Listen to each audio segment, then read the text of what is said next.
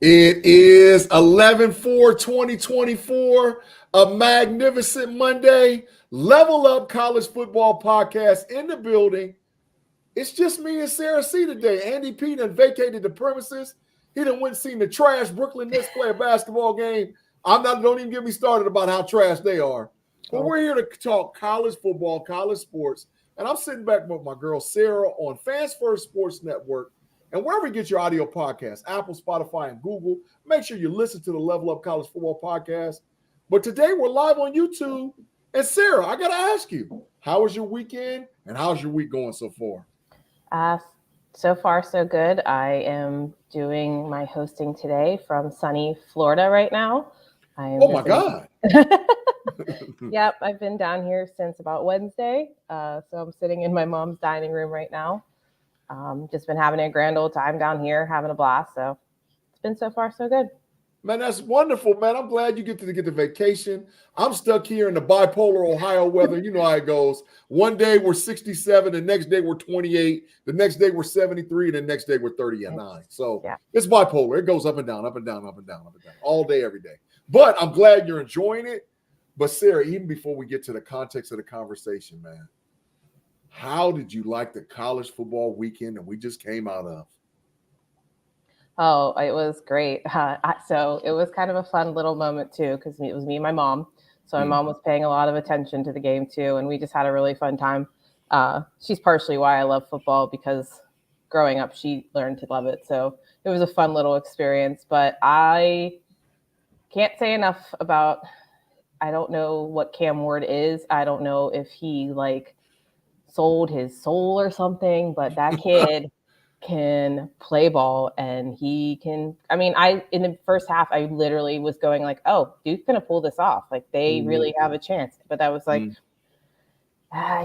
he can always does it. He always does it. He always does it. And then it left me with a lot of questions for Georgia.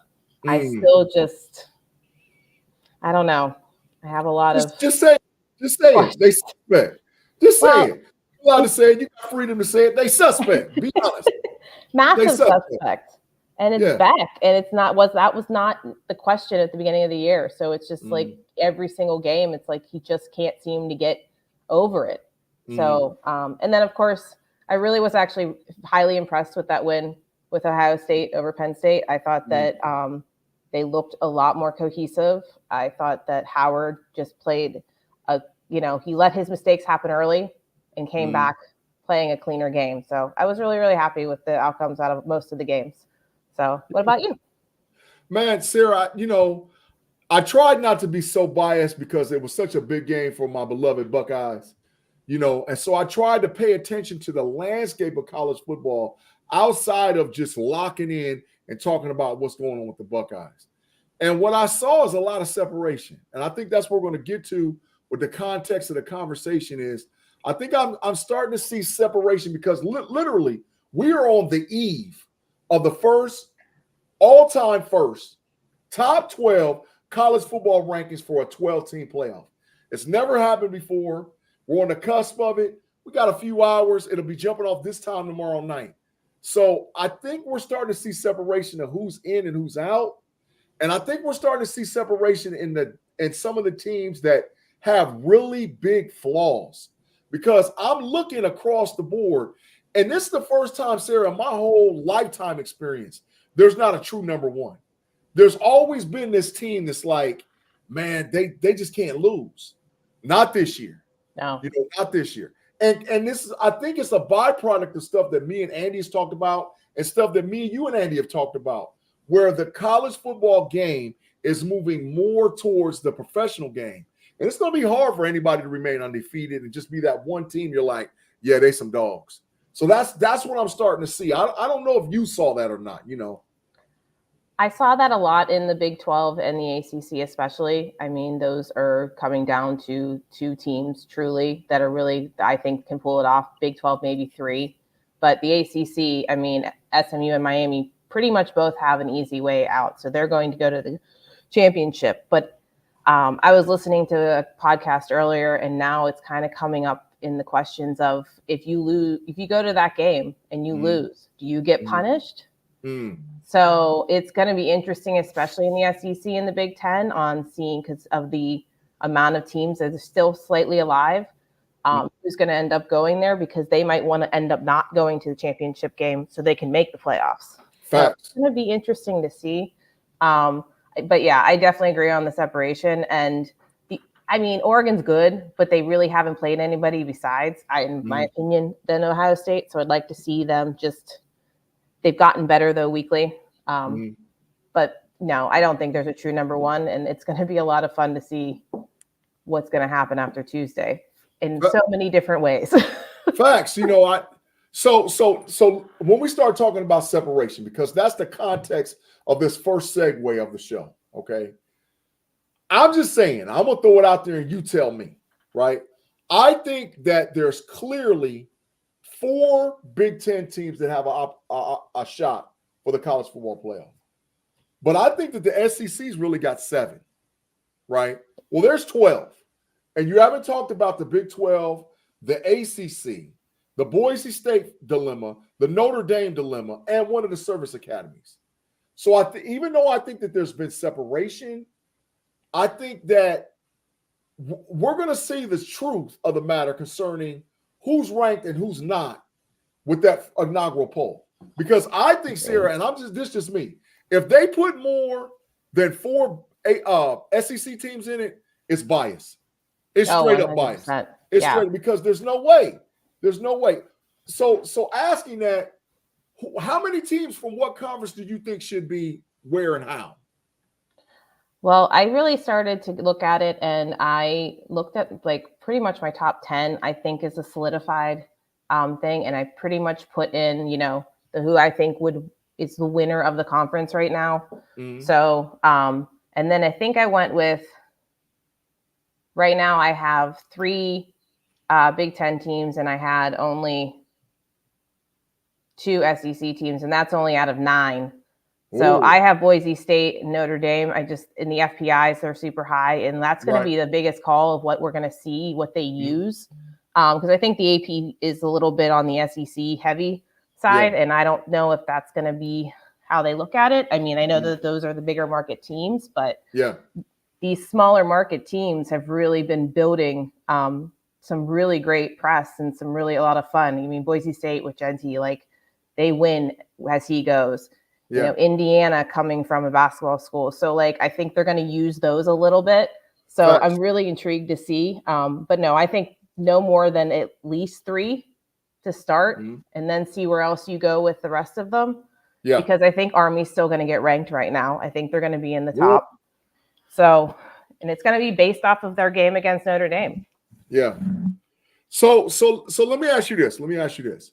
Because we started having teams play against teams, and that's the measuring stick. Okay. And that's no more present in the SEC. Okay.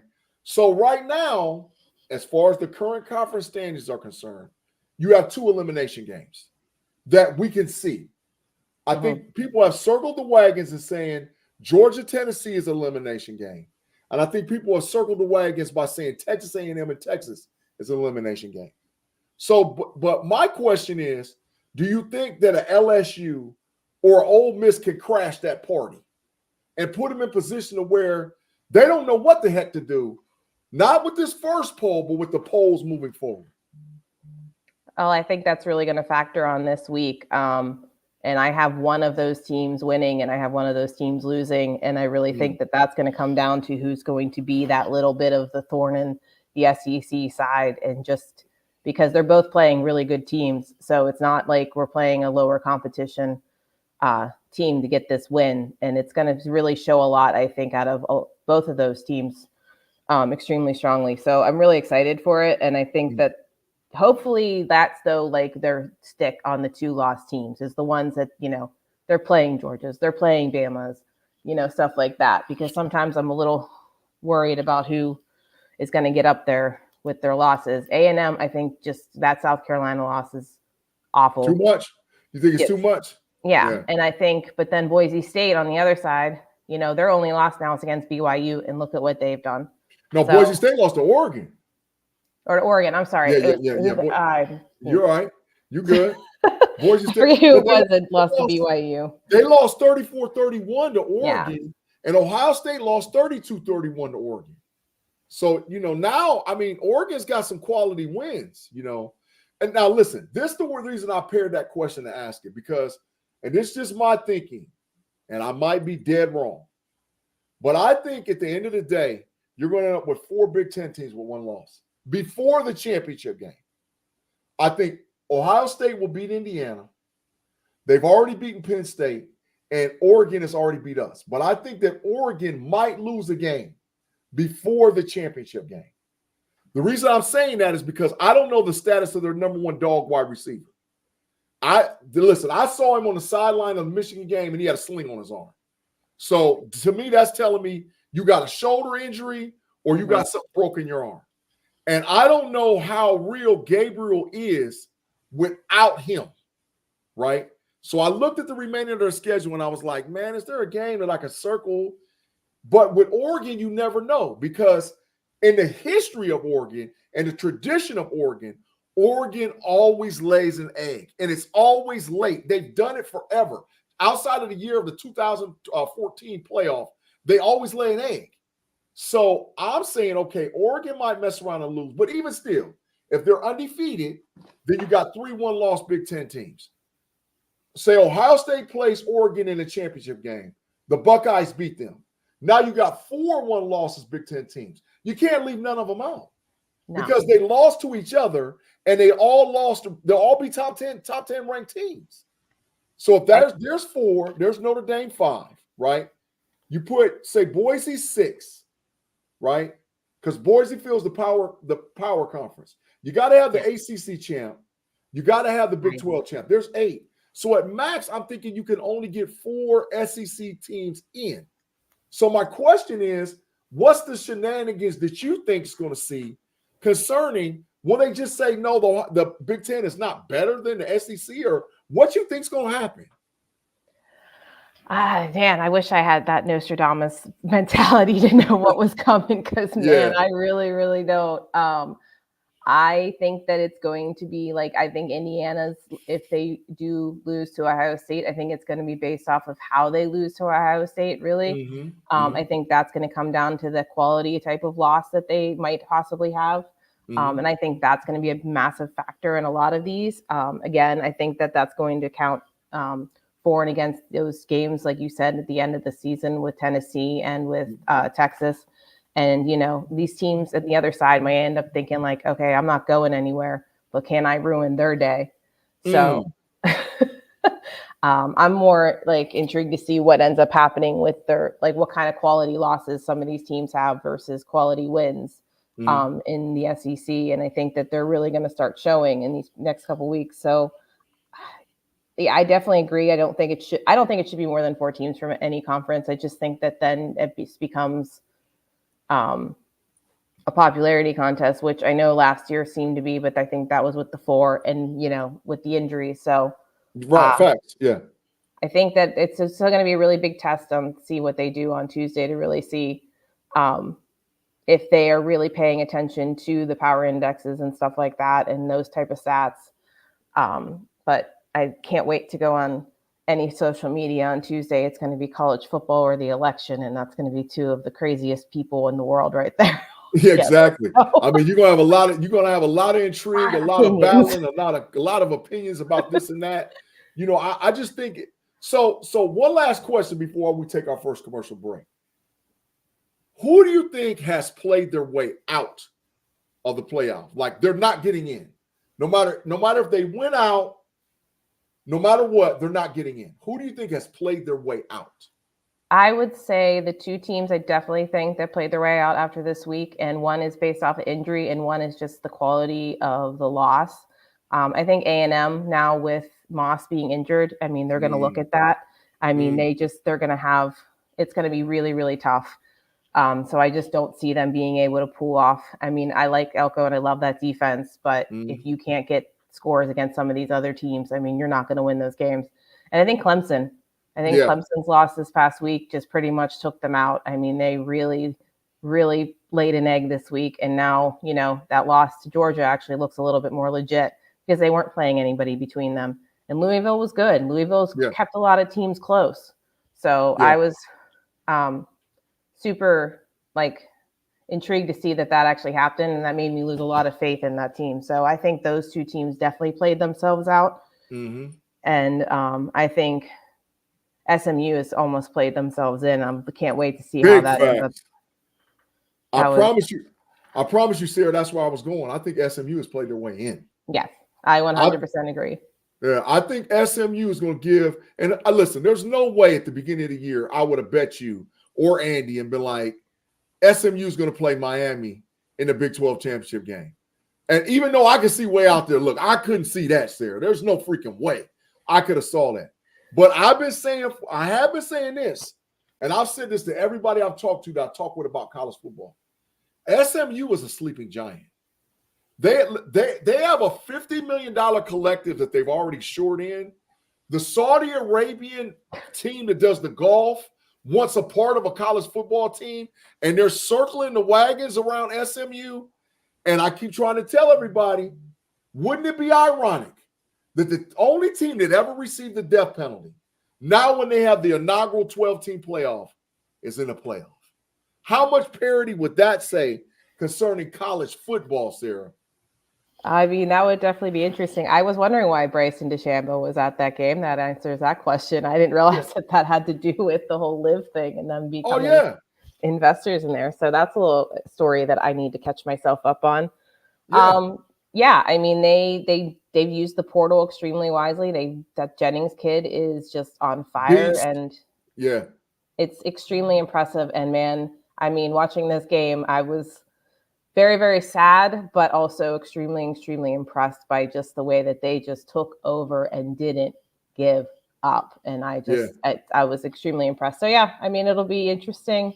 Hopefully, we'll see. And look, our boy Rob Lightfoot, he's over there talking trash about South Carolina. Rob, listen, it's too little too late. I think even if South Carolina wins out, which they realistically can. They can, yeah. And end up with 9 wins, and they probably have 2 of the best, what you consider losses, 2 LSU and 2 Bama, who they both had cooked.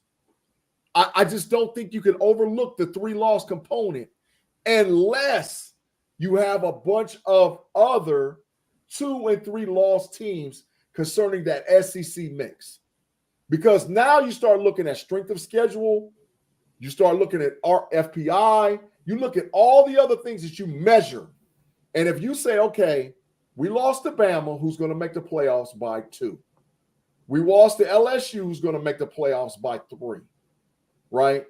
We beat everybody else up who we played, including Clemson, including Texas A&M. We beat them up. So maybe, but man, I just think it's a little bit too late. And to me, they're a year away. They're a year away. But I would listen. You talk about pandemonium. If they was to put 5 SEC teams in, Sarah, including South Carolina, oh my God, the anarchy. Oh yeah. Yeah, you and can't. You can't. And they left out a 1-loss Big Ten team. Oh my God, pure anarchy. So I'm just saying, I like Rob. Listen, I've been talking. Oh, Rob Lightfoot said, why aren't they ranked? Because they're not. It's not time. You only got 1, 5, and 3 ranked team in the top 25.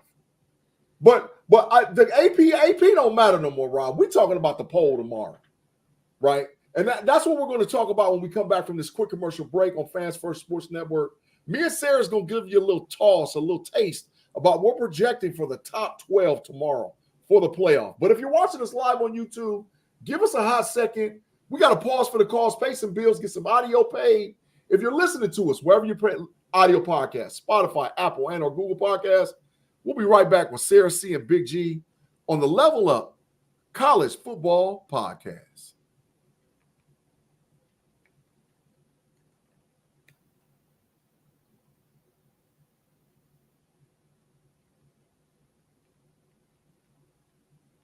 We're back with the Level Up College Football Podcast.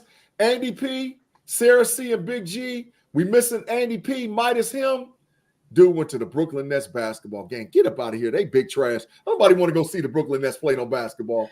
But I don't blame him. He got to live. He's right there in Brooklyn Heights. He's got to do what he's got to do. I understand he's going to see the game. But we're here to talk about college football.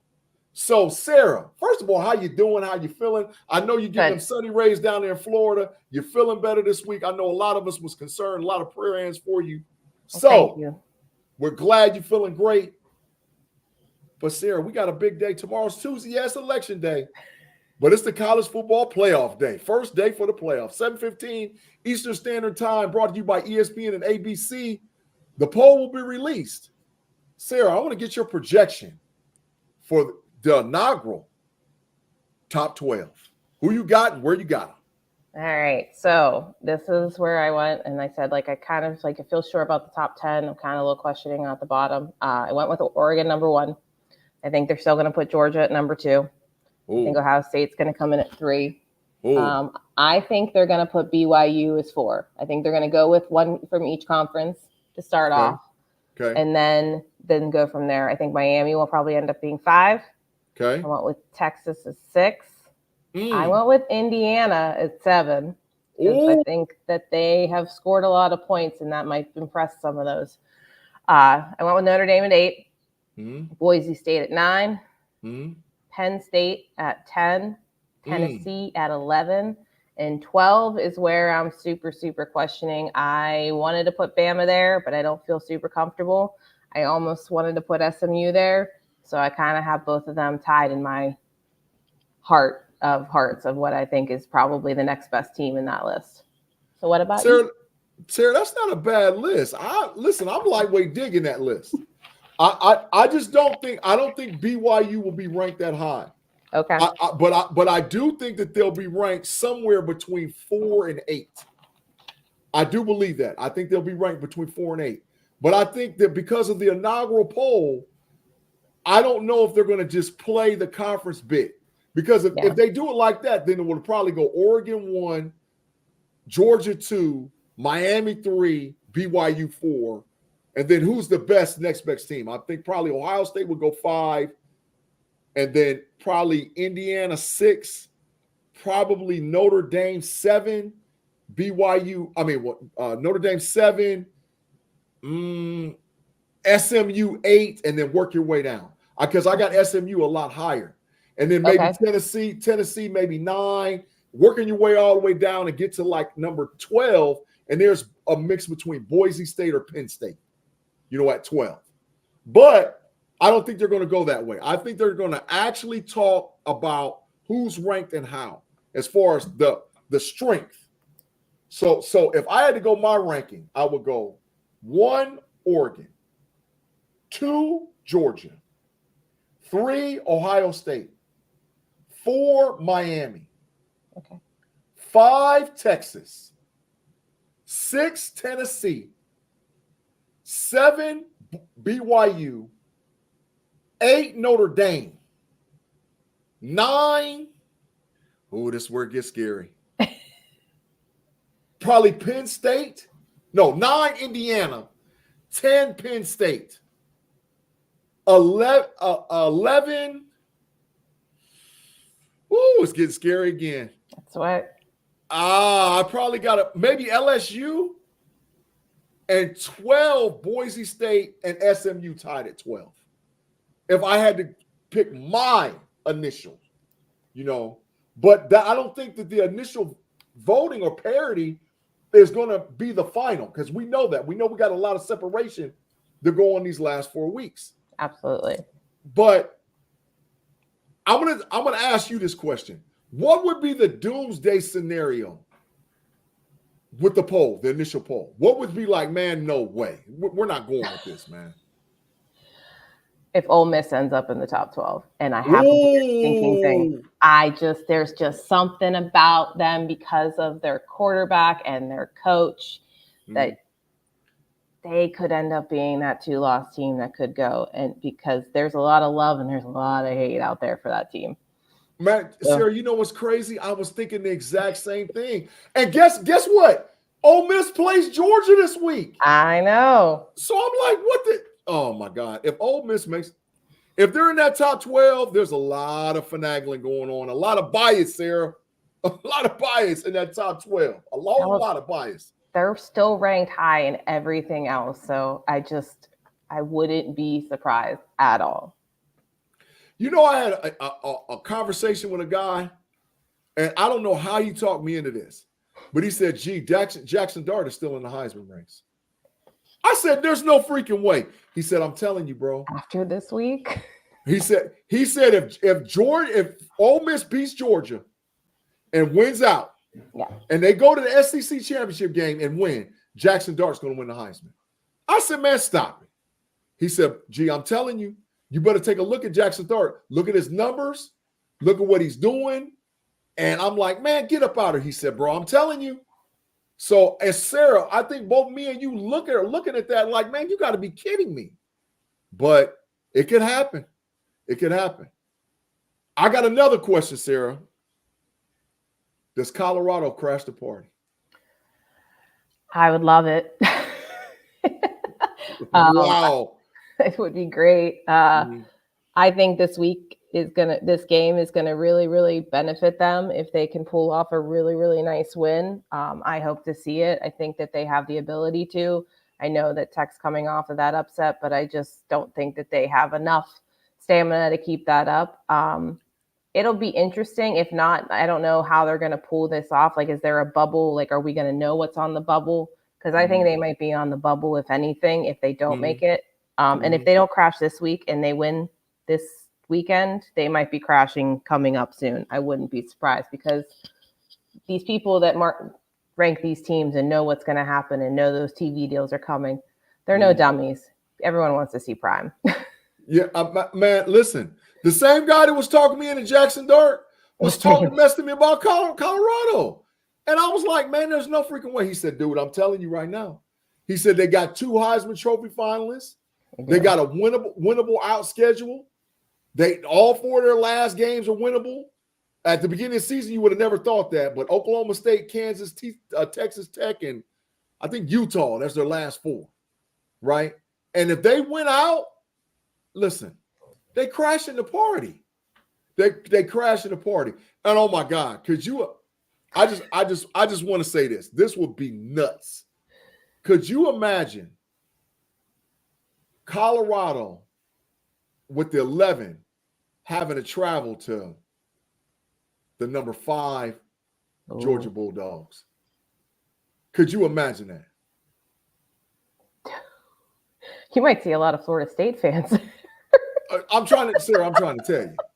I'm trying to tell you that would be bananas. But I think that the country wants something in my heart is telling me that the country wants Shedeur Sanders, Travis Hunter, Deion Sanders.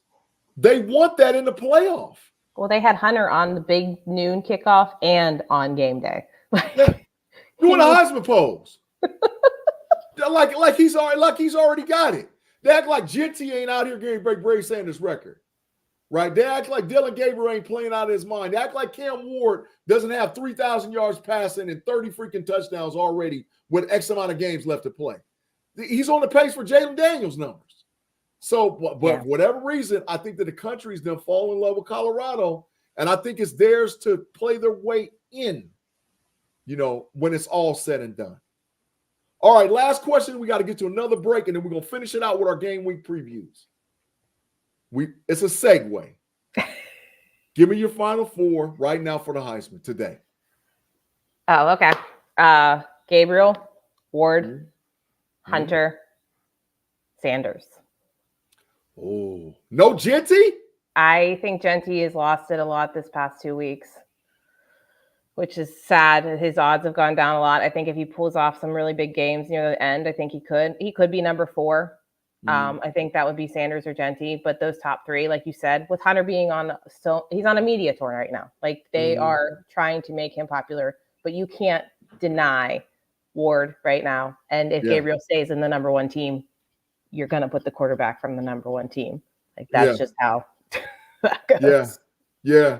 I got Cam first, Gabriel second, Genty third, Hunter fourth, Shedeur fifth, Yeah. But I got Jackson Dart 6. I done moved him in. Oh, I done moved him in. Sarah, I'm telling you, if Ole Miss pops Georgia, I'm moving that boy in. if he has another game of 4 to 6 touchdowns, I mean, he's impressive. I mean, yeah. I like him.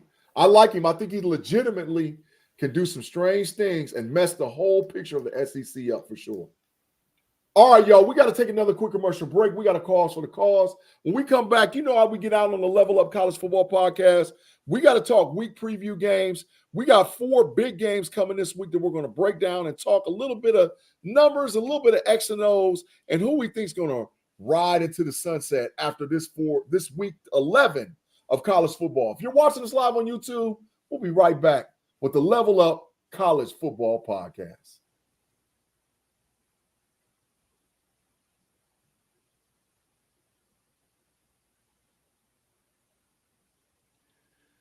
And we're back with the Level Up College Football Podcast. Big G and Sarah C sitting in the building, minus Andy P. Andy, you about to get the big fine for taking the call off and going to see the Brooklyn Nets play this week? What do you mean? Nah, I'm not. Sarah, you hit him with the boo. Hey, listen, y'all. I haven't used the boo on Level Up yet. Sarah hit him with the boo, Andy. Boo. But nah, man, we're playing. Andy, we really want you to go out and enjoy yourself, man. Andy works so hard behind the scenes. You guys just don't realize the stuff that he does, and we appreciate it. So when you get an opportunity, man, take your time, have big fun, man, and enjoy your life. But we thank all you guys for rocking with us. Tim Lyons, I seen you over there. We're talking about the Big Ten bias. Get up out of here. That's trash. Notre Dame, get in the conference. That's all I'm saying. Get in the conference, and we wouldn't even have these conversations. You need to join the Big Ten right now, Tim. Just stop playing around, go in and join the Big Ten, and things will be okay for you, man. But don't be scared, because I think that's what they are. All right, Sarah, we got 4 great games this week to break down. We're going to start it off with a banger. Georgia and Ole Miss. First game right out the gate. Georgia and Ole Miss. Ole Miss, man, comes into this game with everything to win, can rectify their season, and I think that the Georgia Bulldogs are a little fugazi. Mm-hmm. I think they're a little suspect, and I think a lot of people are looking around like, man, that Carson Beck dude can lose them a game. So, Sarah, I want to know what you're thinking and what you got this week with the Georgia Bulldogs versus the Ole Miss Rebels down there in Oxford. I want to say Carson Beck could be the reason that they lose a game, but he seems to not even be the reason that they win a game. But man, he's staying out of trouble. They have so much like depth in the right positions when it comes to their lines, and Kirby Smart knows how to coach that. I think though it's going to come down to a lot of the pressure that they can put on Beck, but I think it's going to be on if Georgia can really put a lot of pressure on that Ole Miss team. I think that Ole Miss is a lot more impressive this past few weeks. Like I said, with, Jackson Dart, Arkansas is definitely not Georgia this year, but Arkansas definitely wasn't, some weak SEC team, like they've been fighting in a lot of their games and have won a couple of them too. So I just really am more impressed with Dart after I started to really look at the numbers and after I got to really watch almost that entire game. On Saturday. He just is able to find the right receiver, and it wasn't even his number one target for the whole year. This was the first time that he hit a different receiver for 5 touchdowns. So you don't even know who he is his number one now. And I think that that's starting to show that he has a little bit more of a presence in the pocket, and he's able to really watch the coverage that is out there and know who's open. And I think that he's only had 3 interceptions so far, so he's not a mistake type of guy. He knows how to get the ball into the right person's hands. And that Ole Miss defense is no joke. I know that their offense seems to be the one that's getting a lot of the press, but they are number 6 in points allowed, and they're 4th in points scored. So all they have to do is keep coming from the top and the beginning, and I think they can win this game.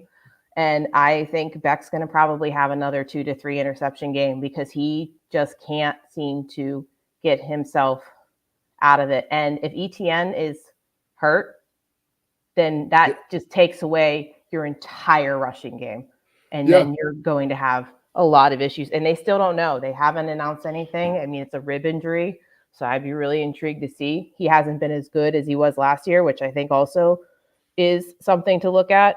But if he's out, you have this other kid who was running, but also was making stupid penalties. And I think that's become Georgia's thing this year, which has been a little bit interesting to see a Kirby Smart team be a little bit undisciplined.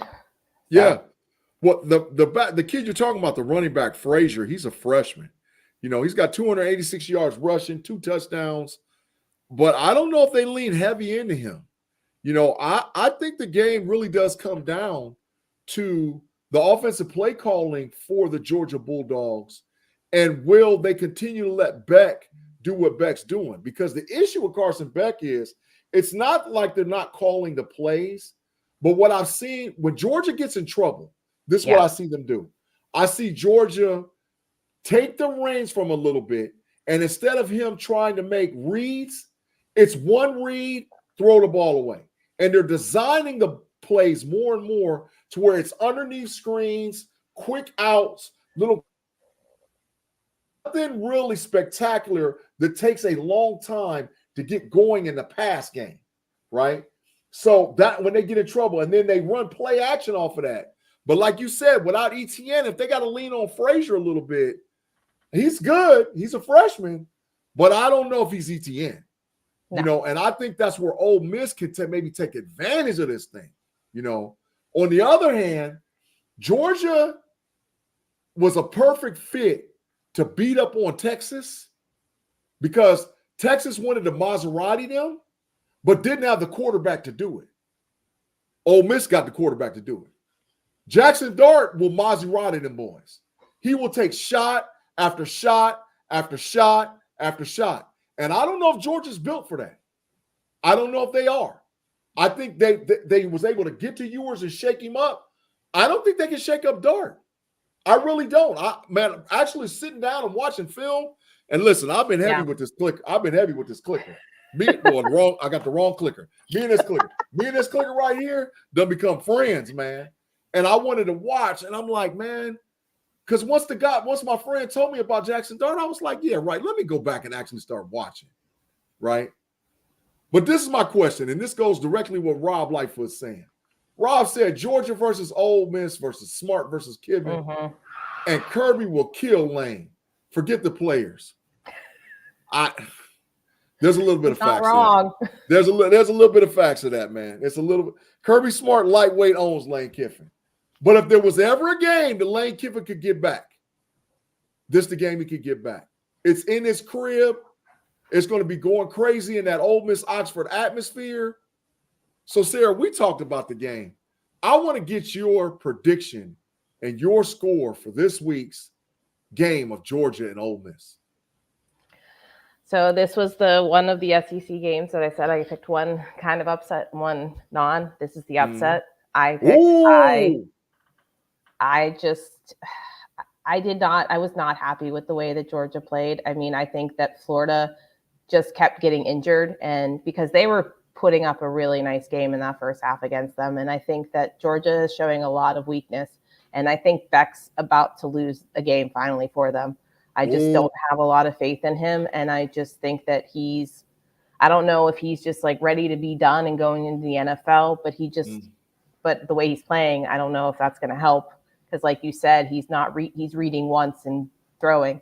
So I think this is going to be the game where he loses it. And I called Ole Miss at 36, Georgia 28. I don't see it being super high scoring like some of the other games. Yeah. But I see them beating them by more than 3.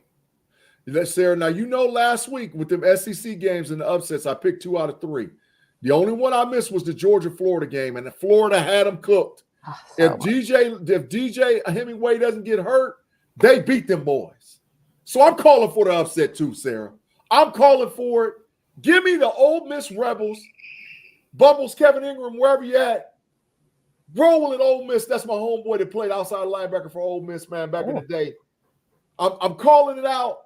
They're going to have them sky blues, them baby blues rocking out down there in Oxford. Give me Ole Miss to beat Georgia. 31-24 and mess the SEC up. I'm with it, Sarah, 150%. All right, we got game number 2, all right, which is another SEC game. Alabama, who's one of their wide receivers is hurt out for the season. Yeah, I saw. Right? Got to go to Death Valley, where all dreams go to die, and the LSU Tigers. And at night, Sarah, it's going to be nuts in Baton Rouge. So what you thinking this week, LSU versus Bama? Yeah, this one's a tough one because I really like LSU after, some of these games, but then they had that really, really, really bad loss, and that really gave me a big questions. I just think that they are just so mistake driven, and sometimes they get a little too proud of themselves. And then they have those injuries on that offensive line, which was what was really, really carrying them at the beginning of the season. I mean, they have NFL starters almost in every single position on there. But that one side, is not letting any sacks, but then that other side, he's hurt and we don't know when the heck he's going to come back. And now, I mean, that loss to USC looks really, really bad. So I'm just I don't have a lot of faith in that team anymore. I never really have had faith in Brian Kelly. We've all talked about it. We just don't know why, but we just don't like him. It's the fake accent, Sarah. That's what it is. He just be real, dude. I mean, come on, man. You're not from down south. You're from the Midwest. Bama, I mean, I want to see them play a good game. I want to see Kalen DeBoer really, really put in a really great game of coaching. I think he's a great coach. I think he knows how to get out of some of these tough positions. I mean, they cut the penalties in half that last game against Missouri. They really, really came back and looked super strong. Milroe played a much better game, wasn't throwing the picks, because when he's on, that team just rallies behind him and they play extremely, extremely well. But if he's off, I just have a lot of questions. I think it's going to be more on their offense than their defense. I just haven't really seen that defense really blow a game in a while since that Georgia game. So I'm looking at more, though, if Milroe stays zero mistakes and stuff like that, I think Bama might be able to pull it off, because the biggest question, though, is if that crowd, can get to them. And I wouldn't be surprised, because these teams have gotten really, really chippy on the sides and making some interesting effects to the game that you would never think were ever going to happen in all of the years I've watched football. Man, you saw that in South Carolina the other night. Lord have mercy. Yep. That crowd was electric, man. That crowd, man, that's the best kept secret down there in the SEC. I don't care what nobody say. But Sarah, man, going back to this game, do you know, I looked up an interesting stat today.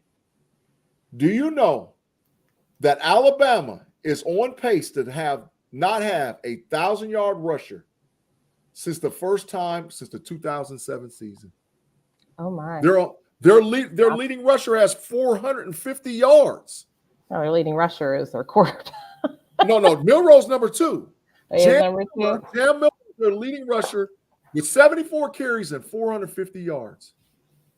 They're on pace to not have a 1,000-yard rusher. So Bama ain't gonna win without a 1,000-yard rusher. And that plays right into the hand of LSU, because LSU's strength is their secondary. LSU wants Milroe to be out there throwing the ball all over the place, throwing it all over the yard, messing up, making a mistake. They're going to lock up one of their corners one-on-one with that electric freshman Robbie Williams, and they're going to say, look, you got him, because the rest of the guys we don't know, especially now that they have no depth because they lost one of their starting wide receivers. So, man, I don't know, man. I think that, Sarah, with this, but the part that kills me too is LSU's quarterback is garbage. Yeah. He couldn't win a game to save his life. Well, he's 7 for 6, 7 touchdowns, 6 interceptions against any AP ranked team so far this season. So he doesn't play against good competition. Yeah. Now, they got weapons now. Don't get me wrong. LSU got some wide receiver dogs. you know. But once again, the strength of Bama's defense is their defensive backs. They might not have a dog pass rusher like a Will Anderson or Dallas Turner or somebody like that. They might not have an electrifying linebacker, but they got DBs. They keep them as DBU. So listen, Milroe versus LSU's quarterback, that swings it back to Alabama side. So it's back and forth for me. And I promise you, I'm not going to know who I'm picking to after you pick. Who you got this week, Sarah? Alabama and LSU. Who you got? Well, I picked Bama. I don't think it's going to be a super high-scoring game, but I think Bama might be able to pull this off. I don't trust Nussmeier against top teams, and I think that's really going to end up being the factor. I went with a pretty close score. I went with 24-21, but I still think it's going to be Bama. Oh, Sarah, man, I'm still on the fence, man. You made the argument for Bama, but I'm just saying Death Valley at night is different. Yeah, I know. You know, it's different down there, man. And that atmosphere, and it's Bama rolling into town, and LSU hates Bama.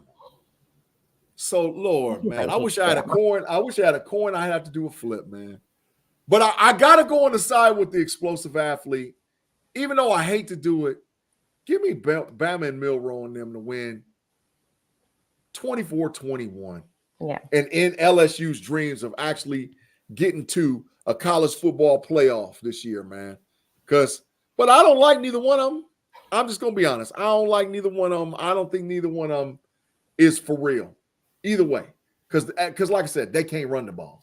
No. They can't run, you know. All right, Sarah, we got 2 more games. I don't know if nobody knew we was going to talk about this game. And I know 3 weeks ago we sure wasn't going to talk about it. Now all of a sudden it's on the docket. The Colorado Buffaloes invade Texas Tech, man. They going over there listen, everybody in Texas got signs, right? So they be going like this. They go, Red Raiders, Red Raiders. that's how they do their symbol when they sign Red Raiders, Red Raiders. And there's a gun. They shooting guns, right? So Texas Tech comes off the big win against Iowa State, man. And here comes Shedeur Sanders, Travis Hunter, and the Fighting Deons and the Colorado Buffaloes. Sarah, who you got this week? I mean, this is going to be, I think, a testament for Colorado to just really show that they are legit contenders in the Big 12. Sanders is just so efficient. He throws that big, deep ball.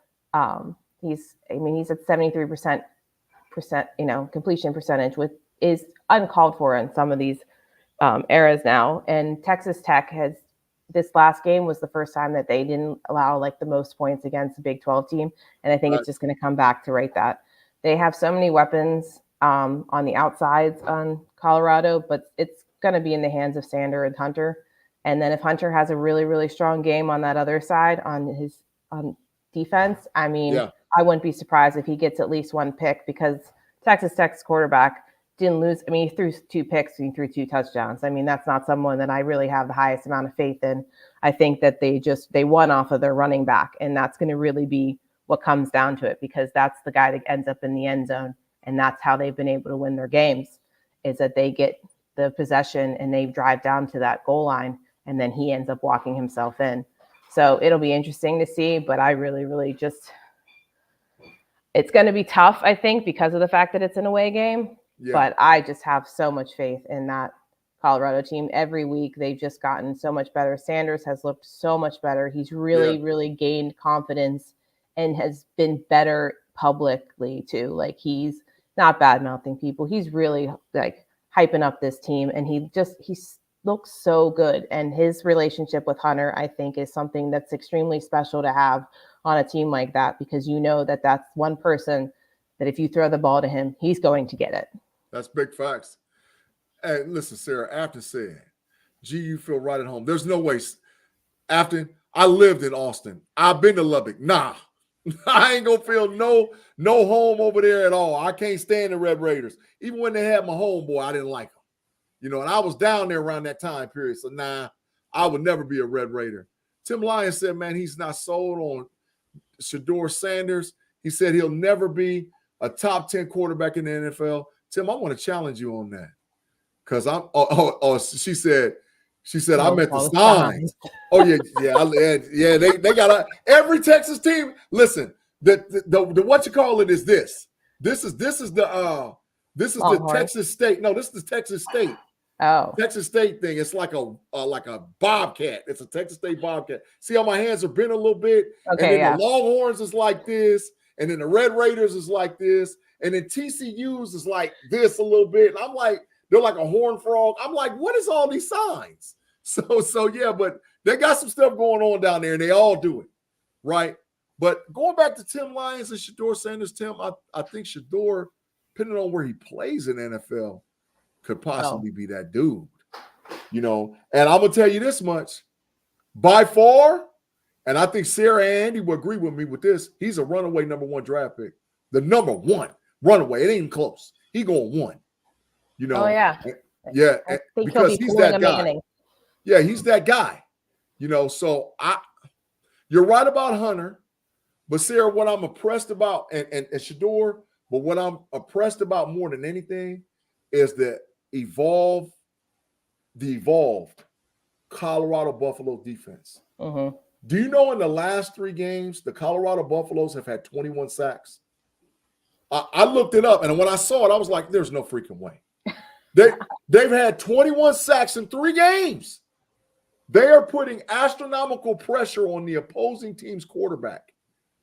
And if they're going to win, it's not going to be just because they're getting 35, 42, 49 points. They're going to win because their defense shows up.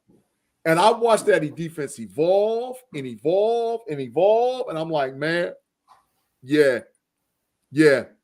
So, saying all that, Sarah, who you got this week, Colorado and Texas Tech? Oh, like I said, I'm really putting a lot of faith in. I think that you're correct, though, on that defense. They've definitely been holding a lot of these games, and I think that that's been impressive because of the fact that that's always been the biggest question. And coming from Prime, I never really thought that was going to be. Mm-hmm. But I picked Colorado 42-21 over Texas Tech. I think they're going to just put up a show because they want to upset that Big 12, and I really wouldn't be surprised if they can pull this off in their wins at the end if they end up in that playoff. Matt, no, Tim, we can't say that on there. That's a little bit too much, man. You're going a little bit too far. So, but Rob Lightfoot said if the Patriots have the number 1, it'll be Travis Hunter because of love Drake May. I agree, but I don't think the Patriots are going to have the number 1 pick. I think the number 1 pick is going to be somewhere between the Cleveland Browns, the New Orleans Saints, the Carolina Panthers, maybe the New York Football Jets, maybe Miami, somebody trash like that. The Giants, the New York Football Giants. So yeah, I don't think they're going to be in the sweepstakes or the Las Vegas Raiders. So I can see if the Patriots if they're number 1, they would take a wide receiver because I think they're sold on Drake May, but nah, everybody else need a quarterback. So with this one, I'm going with Colorado, man. I'm going with Colorado to win big.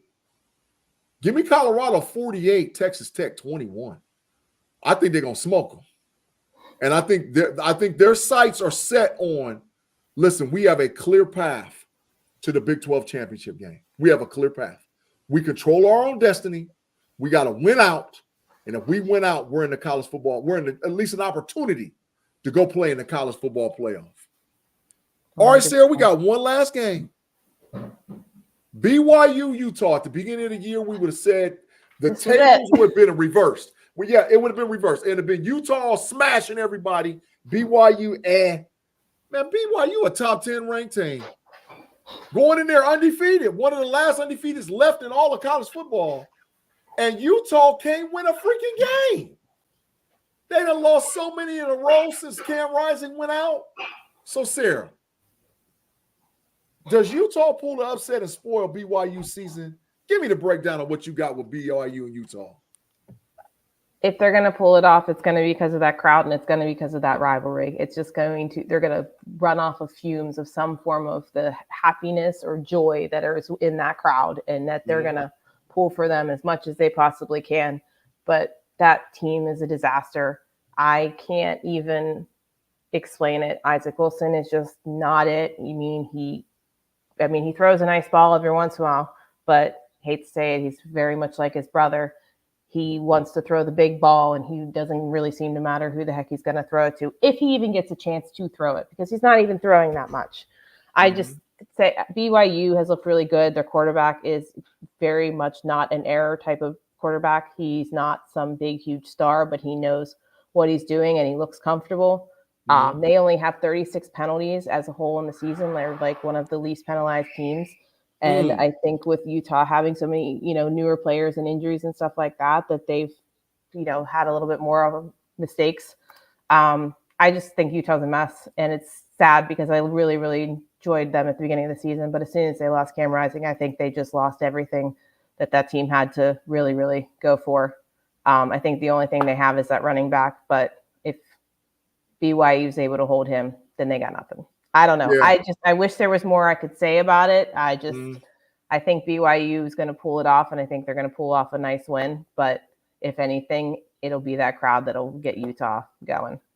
Sarah, I don't disagree. When I did the research for this game and I was looking around, I was like, give me a reason to give me Utah. I was looking at, okay, do they have a defensive stopper? Do they have a legitimate first-round NFL draft pick anywhere on the team? I'm looking and I'm searching. I'm looking at quarterback depth. I'm looking at wide receiver play. I'm looking at, can they really get the run game going against BYU? And I just kept checking boxes for BYU because that's normally what I do on my breakdown. I'll put one team against the other and I'll go O-line, check. Running game, check. Strength of schedule, check. Quarterback play, check.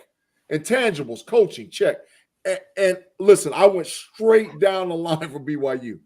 I did not come over on Utah's side not one time. Even after, because even to talk about it, I got to look at film. But what I will say is this, and everybody out there in podcast land, you heard me say this. BYU is one of the most underrated teams in all of college football. BYU is not an easy out, ladies and gentlemen. They are not. So all those people out there, they don't deserve to be a top 4 seed. If they make the playoff, this, that, and this, I'm telling you right now, BYU's not going easy in that good night. And they got a whole bunch of grown men playing football. They got 22, 23, and 24-year-old grown men out there saying what? Listen, I was looking at the offensive line, Sarah, and they all got grizzly bears beards. I was like, oh my God, how to get, and then I started looking at the average age, and I was like, oh, the average age is 23 years old. I said, they all grown. They got families. Them boys got families. They do. A lot of so I'm like, nah, Utah, you don't have the magic and you don't have the juice. But BYU got the juice this year. It's their year to have it out of Provo, Utah. So, Sarah, as we break it down and go into the last game, who you like to win this week between BYU and Utah? So I went with BYU. I went with BYU at 36, and I went with Utah at 14. I mean, they seem to be putting up some points, but they're not putting up enough, in my opinion. And I agree with your check marks. I did the same thing. I kept looking. I tried to watch film. I'm just like, there's nothing that just impresses me anymore on that team. And it really makes me sad because they played some really great games at the beginning of the season. But when you can't rally behind a mediocre quarterback, then what are you going to do? Yeah, they trash. I mean, let's just say it for what it is. I haven't put the trash sign up the whole freaking show. Let me find. I don't know which trash sign is available. It's one of them. Here's one. Here's a good one. Hot trash. Hot trash. Utah season is cooked. It's all over with. But we'll see. So Sarah, I like Utah winning 35-14. I mean, like BYU winning. Oh my God, I almost said the wrong thing. BYU winning 35-14. So, yeah, it's another. It could be a collision course between BYU and Colorado in the Big 12 championship game. Sarah, we've reached the end of this podcast, but you know how we do every week before we get out of here. You got to tell me your sneaky game this week to pay attention to. Well, it comes back from the beginning and how I said that Florida has been itching for an upset. They've been really pulling off some really nice games. And I think, Napier's really playing for his job, and he seems to be doing a little, they're not ready to kick him out just yet, it seems like. and they're playing Texas. And I just don't have the faith in Ewers, and I'm just waiting for the day that they start Manning. And I could see if Lagway's healthy, that's going to be the big thing. If Lagway's healthy, they haven't ruled him out. They haven't ruled him out. They haven't. They said he's possible. Napier feels really positive about him possibly starting. So I think that if Texas is going to have another loss, then this is going to be it, because I don't see it happening after this, personally. So you got possibly Florida pulling it off. Yeah. I just think it's going to be an interesting game. Oh, sneaky. Sarah, my sneaky game this week is, man, and Andy would be proud of me for saying this. I got Miami on upset alert against Georgia Tech. I know Cam Ward's magic. I know he's special. But Sarah, something about Georgia Tech and getting tough and wanting to play them in a phone booth, I just see it, man. And I don't know why, because I started looking back and I was like, okay, they lost to Syracuse 31-28. That Notre Dame smoked them. Yeah. 31-13. And then they lost to Vodtech 21-6. And Vodtech's a lot better team than a lot of people give credit for. Right? So, I like Georgia Tech to give them hell. Now, going back to Rob Lightfoot, he said, who you got between South Carolina and Vandy? Listen, man. South Carolina can mess around and mess it up. But, because Vandy, man, is nice. They're not when have we ever in our lifetime not said that Vandy was not the garbage dumpster pile at SEC? No, it's been crazy. And now that Pavia kid, he's a lot of fun to watch. And they just put that out there, fun little articles that I read that he beat Hugh Freeze now 3 times in a row that he's played him. Yeah. Rob Langway's not been ruled out. They're talking about that kid might be ready to roll. So they said he's just a hamstring thing, and they're going to monitor and watch it. But they're talking about he might be ready to roll. So, yes. And, Tim, you a smart man. He said he put that money down when he bet with Georgia Tech. Man, I'm telling you, something is telling me that they're going to pull off the upset. I'm going to remember that on Saturday. Shake it. Yep. I put that bet in. Yeah, you might. Andy said we can't support DraftKings and all them other folks. But I'm just saying, maybe, just maybe, if you're a betting person. Yeah. All right, so thank you guys for rocking with us with another Level Up College Football Podcast. Me and Sarah C. Make sure you listen to all the different podcast platforms that I'm a part of along with my crew, the know-it-alls. We appreciate all you guys for rocking with us on Fans First Sports Network.